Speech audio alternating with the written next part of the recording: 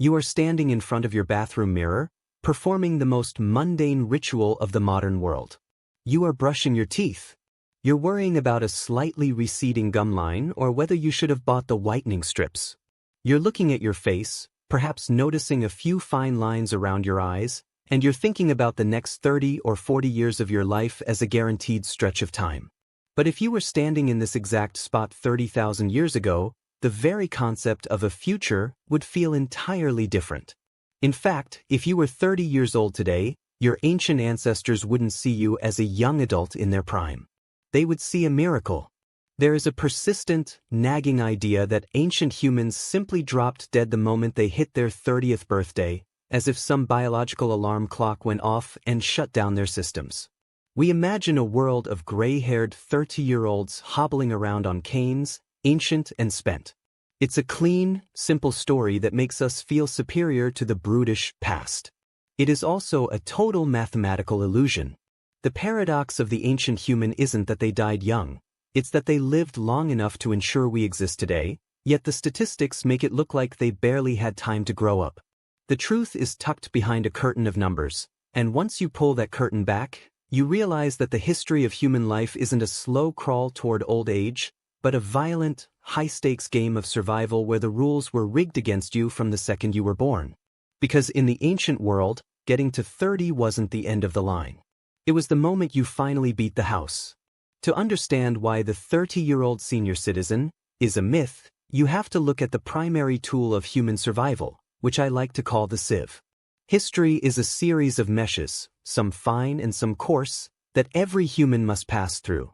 When we say the average life expectancy in the Upper Paleolithic was 30, we are looking at a number that has been mangled by the sieve. Imagine two people. One dies the day they are born. The other lives to be 60 years old. In the cold, unfeeling eyes of a spreadsheet, the average age of death for those two people is 30.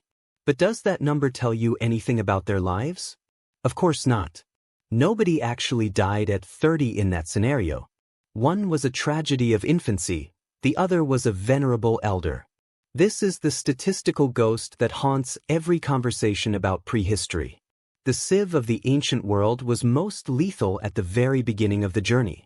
If you want to understand why the sieve was so clogged with the very young, you have to look at the first few inches of the mesh, where the holes were smallest and the edges were sharpest. Research by anthropologists like Michael Voke and Jeremy Atkinson has shown that in many pre-modern societies, including hunter-gatherer groups, infant mortality rates hovered between 30 and 50%. That is a staggering, heart-wrenching number. It means that for nearly half of all humans who have ever existed, life ended before it truly began. This is where the average comes from. It isn't a reflection of how fast our ancestors aged, it's a reflection of how many of them never got the chance to age at all. If you could survive the first 5 years of life, if you could pass through that first, most brutal layer of the sieve, your biological prospects changed overnight. Data from the Ake people of Paraguay and the Hadza of Tanzania, groups that lived traditional lifestyles into the modern era, show a consistent pattern. Once an individual reached the age of 15, their life expectancy didn't just crawl forward, it leaped. A 15-year-old in these societies could reasonably expect to live into their 50s, 60s, or even 70s. They weren't dying of old age at 30, they were reaching the peak of their social and political power. But the fear of the sieve remained, because out on the savannah, even the smallest scratch was often a death warrant. This brings us to the second layer of the sieve, which was specifically designed for those who ensure the species continues. For ancient women, the act of bringing life into the world was perhaps the most dangerous thing they would ever do. In the modern world, we think of childbirth as a medical event, but for the vast majority of human history, it was a gauntlet. Anthropologists Karen Rosenberg and Wenda Trevathan have written extensively about the obstetrical dilemma. Humans have a unique biological problem. We have massive, complex brains that require large skulls, and we walk upright, which requires a narrow pelvis. This evolutionary trade-off created a tight fit that made human birth uniquely difficult and dangerous compared to almost any other mammal.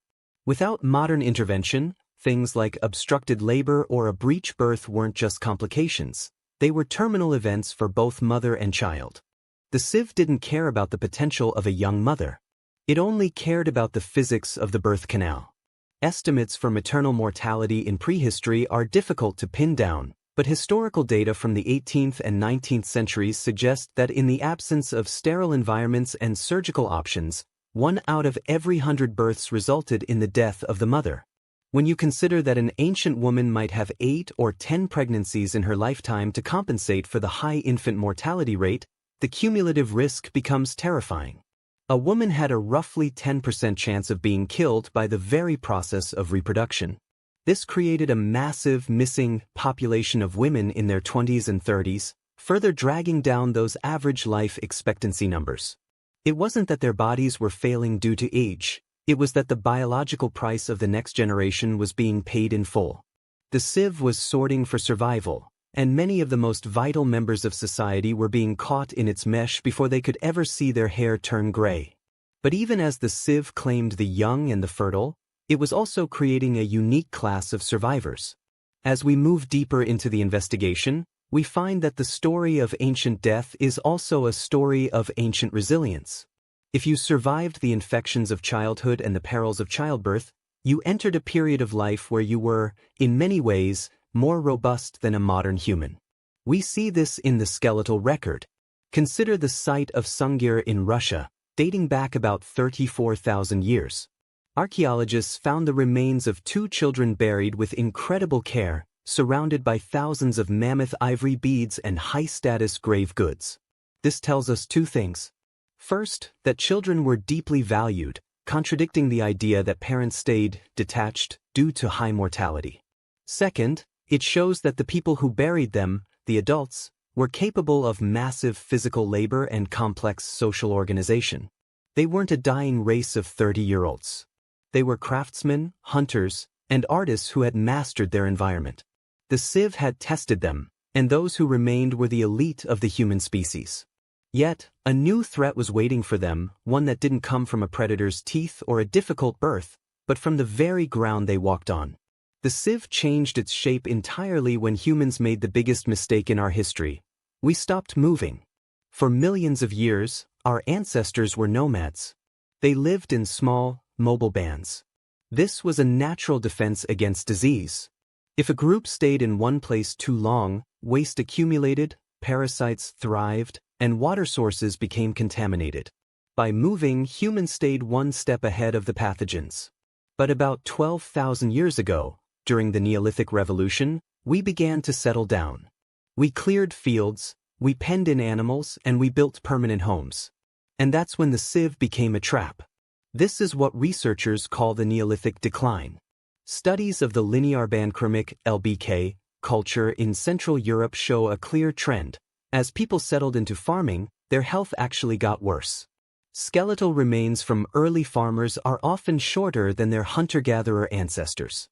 They show more signs of anemia and vitamin D deficiency. Most importantly, they show the arrival of crowd diseases. Living in close proximity to domesticated animals invited a host of new killers into the human family. Tuberculosis, smallpox, and the flu were all zoonotic gifts from our livestock. In a small hunter-gatherer band, a virus would burn out quickly because there weren't enough hosts to keep it going. In a settled village, that same virus could jump from house to house, lingering in the water and the soil. The sieve was no longer just about the strength of your immune system, it was about the density of your neighbors. This created a massive spike in mortality that lasted for thousands of years. It is a profound irony of human history. The very thing we thought would make life easier, farming, actually made it shorter and more painful for the average person. We traded the occasional risk of starvation for the constant presence of infection. We built a world where the sieve was always full, and it didn't matter how strong you were if the water you drank was carrying a death sentence. However, even in this more dangerous, settled world, the human body remained capable of extraordinary longevity if the conditions were right. The sieve might have been more lethal, but it couldn't change our fundamental biology. Our cells are programmed with a Hayflick limit, a point where they stop dividing, which suggests a natural human lifespan of around 90 to 100 years. This hasn't changed in 50,000 years. Our ancestors had the same hardware we do, They just lacked the software of modern medicine to protect it. When we look at the skeletons of the very old in the archaeological record, we see that they weren't just surviving, they were being cared for. Take the famous case of Shanidar I, a Neanderthal found in Iraq who lived roughly 45,000 years ago. To the archaeologists who found him, he was known as Nandi. Nandi was a mess of injuries. He had a massive blow to the side of his face that likely left him blind in one eye. His right arm was withered and had been amputated at the elbow. He had a debilitating limp. By any survival of the fittest logic, Nandi should have died in his teens. And yet, he lived into his 40s or 50s.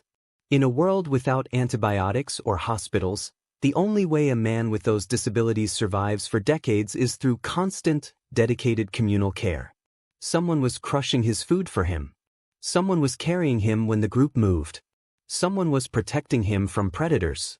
The Civ had tried to claim Nandi a dozen times, but his community reached into the mesh and pulled him back.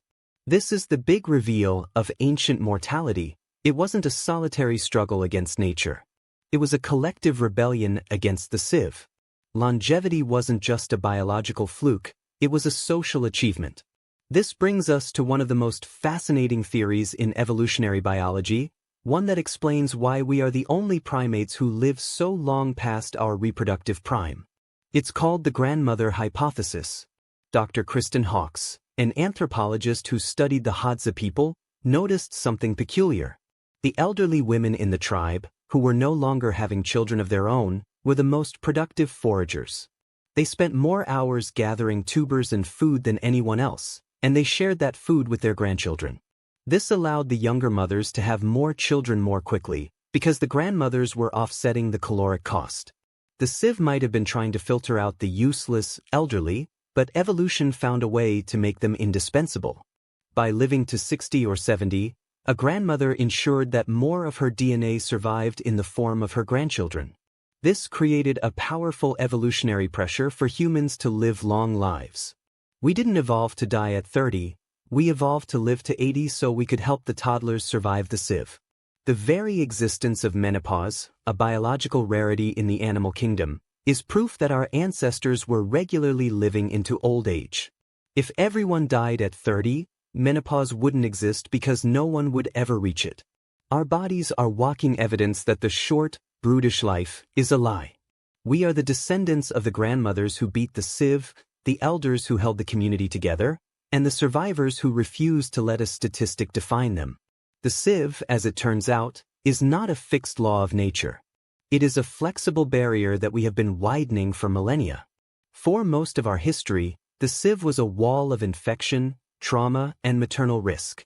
We spent nearly 300,000 years trying to punch holes in that wall. We used social care, we used herbal medicine, and we used the wisdom of our elders. But for the longest time, the wall held firm, especially for the very young. Even as recently as the mid-1800s, the life expectancy in most of the world was still stuck in the 30s, not because humans had changed, but because the Civ was still the same shape it had been in the Neolithic. Then, in the blink of an eye, everything changed.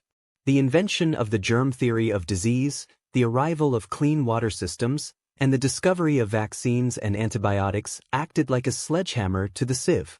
We didn't just widen the mesh, we nearly dismantled it.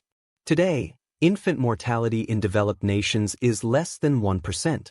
Maternal mortality has plummeted.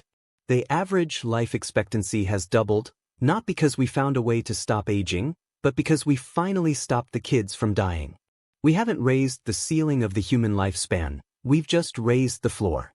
The ancient people who lived to 70 were exactly like the 70-year-olds we know today. The only difference is that they were the survivors of a war that we no longer have to fight. They were the ones who stood in front of their own versions of mirrors, still water or polished obsidian, and saw the same fine lines you see today, knowing they had achieved something that nearly half their siblings never would.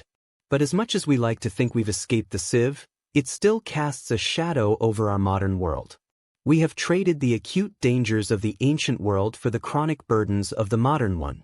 The Civ no longer catches us in infancy, it waits for us in our 60s and 70s in the form of heart disease, cancer, and neurodegeneration. Our ancestors didn't have to worry about Alzheimer's because they were too busy worrying about a leopard or a localized infection. We have won the battle against the sieve's first layer, but the later layers are more complex than we ever imagined.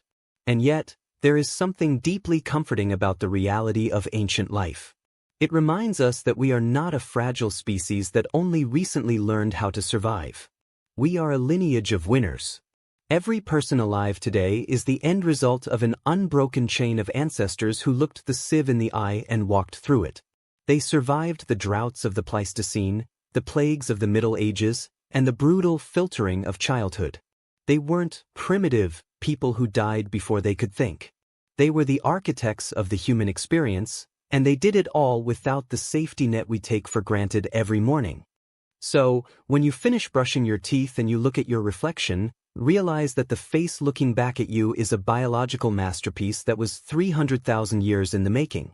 You are not young by ancient standards. You are exactly where you are supposed to be.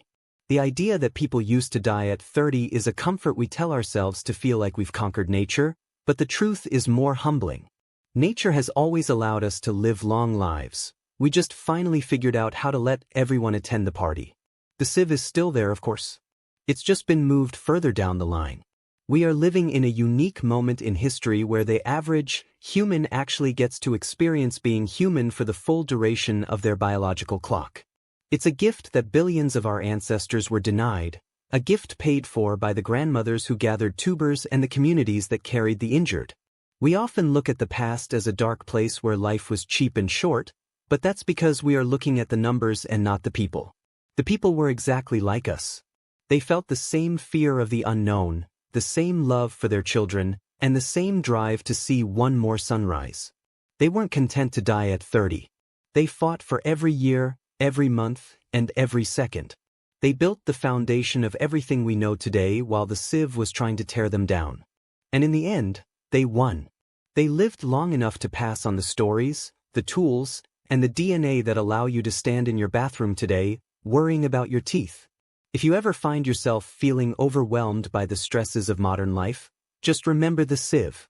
Remember that you have already passed through the most dangerous part of the human journey without even trying. You have survived the first 5 years of life, a feat that would have been a coin flip for most of your ancestors. You have access to the software that Nandi and the people of Sungir could only dream of. You are part of the first few generations of humans who don't have to view life as a desperate race against a statistics-driven sieve. We are the lucky ones, the ones who get to age slowly, predictably, and, if we're fortunate, wisely. But don't let that luck make you complacent. The sieve is a reminder of how precious the time actually is. The 30-year myth is popular because it makes life feel like a gift from modernity, but the reality that we have always had the potential for long life makes it a responsibility. We owe it to the billions who were caught in the sieve's early layers to make the most of the years we've been granted. They didn't die so that we could be bored, they lived so that we could thrive. The ancient world wasn't a world of young deaths. It was a world of hard-won life. And as we continue to push the boundaries of what the human body can do, we are simply continuing the work that began 30,000 years ago. We are still trying to make the sieve a little wider, the mesh a little softer, and the journey a little longer for everyone who comes next. Because the most important thing to remember about the ancient human experience is that it never truly ended. It just evolved. We are still the same animals, facing the same biological limits, fueled by the same desire to survive. The only thing that has changed is the tools in our hands. And those tools are only possible because our ancestors lived long enough to invent them. They were the elders, the teachers, and the survivors who refused to be a footnote in a demographic study. They were the ones who proved that humans are not meant to be filtered out by the sieve, but to eventually overcome it entirely. You likely believe that the modern lifespan, the idea of living into your 70s or 80s, is a recent biological triumph, a feat of the 20th century. But let me dismantle that last shred of your assumption with one final, undeniable reality. In 1841, the life expectancy in England was just 41 years. Yet, that wasn't because of ancient biology, it was the same statistical ghost that haunted the Stone Age. If you look at the records for those who survived to age 25 in the year 1841, their most common age of death wasn't 40, or 50, or even 60. It was 73. We haven't been evolving to live longer over the last few centuries. We've just been waiting for the rest of the world to catch up to what our bodies have been capable of since the very first of us walked out of the African savanna. The 30-year-old elder never existed. He was just a child who didn't make it, and the man who stood over his grave was likely 70 years old, mourning a life that the sieve had stolen too soon. We aren't living longer than our ancestors. We are just finally living as long as we were always meant to. If this deep dive into our hidden history changed how you see the person in the mirror, consider joining us for more of these journeys into the human rabbit hole. It's a long way down, and the view from the bottom is always better when you have company. Subscribe and stay curious. There's still so much we don't know about where we came from.